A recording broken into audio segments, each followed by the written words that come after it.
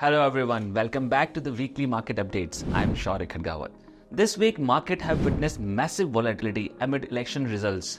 VIX has gone out of the roof, and surely it was not meant for the weak-hearted. On the day of counting, VIX has reached the level of 31 from 18 levels, that is 60% gains on the intraday. On the lighter note, अगर किसी ने अपना portfolio पिछले 3-4 दिनों में नहीं देखा हो, तो he would never know that what kind of roller coaster ride it has been for the investors.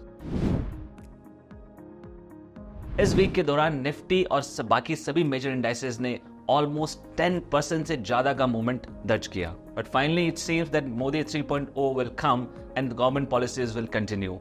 Definitely ये इन्वेस्टर्स के लिए एक साई ऑफ रिलीफ है, but surely with a coalition government there is going to be certain challenges. Going forward investors closely watch करेंगे minister distribution को और आने वाली गवर्नमेंट रिफॉर्म्स एंड पॉलिसीज पे. On the day of counting जहां Nifty almost 10% के lower circuit को touch करने वाला था, वही मिड कैप और स्मॉल कैप में 12% से ज्यादा की कमजोरी दर्ज की गई. हालांकि एनडीए गवर्नमेंट बनने की घोषणा के साथ ही सभी इंडाइसेस में ऑलमोस्ट रिकवरी हो गई और आज निफ्टी ने अपने ऑल टाइम हाई 23,338 लेवल को ऑलमोस्ट टच कर लिया है. वहीं मिड कैप और स्मॉल कैप अभी भी कुछ दूर हैं अपने प्रीवियस स्विंग हाई से. And this week, construction has topped the tally with more than 7% of gains और वहीं consumer goods और automobile sector ने more than 5% के gains इस week में दर्ज किए. On the basis of improving inflation data, European Central Bank ने 5 वर्षों में पहली बार अपनी इंटरेस्ट रेट कट को 25 बीपीएस से कट करके 3.75% पे ले आए. At the same time, US economy has also shown the signs of cooling of inflation as the job opening data has fell to 3 years low. जहां इस वीक डाउ जोन्स और डेक्स almost flat close हुए, वहीं Nasdaq ने 2.9% का uptick दर्ज किया. कमजोर इकोनॉमिक डाटा से एक बार फिर टेक शेयरों में तेजी नजर आई क्योंकि एक बार फिर से एफएमसी की सितंबर मीटिंग में इंटरेस्ट रेट कट्स की होप्स को बढ़ावा मिला है. एफआईएस की लगातार और मैसिव सेलिंग बरकरार है. पिछले एक हफ्ते में एफआईएस ऑलमोस्ट 18,000 करोड़ से ज्यादा की सेलिंग कर चुके हैं. वहीं डीआईएस ने इस हफ्ते 9,000 करोड़ की बाइंग इंडियन स्टॉक मार्केट में कैश सेगमेंट में की.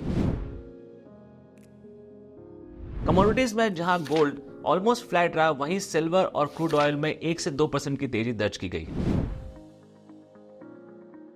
On June 5th, NSE has set a world record of handling highest number of transactions in a single day. आज की आरबीआई की एमपीसी मीटिंग आउटकम में रेपो रेट को बिना किसी छेड़छाड़ के 6.5% पर ही रखा गया और वहीं जीडीपी ग्रोथ को 7.2% रखा गया. लगातार तीसरी बार prime minister Narendra Modi NDA government की सरकार बनाने का दावा पेश करने जा रहे हैं.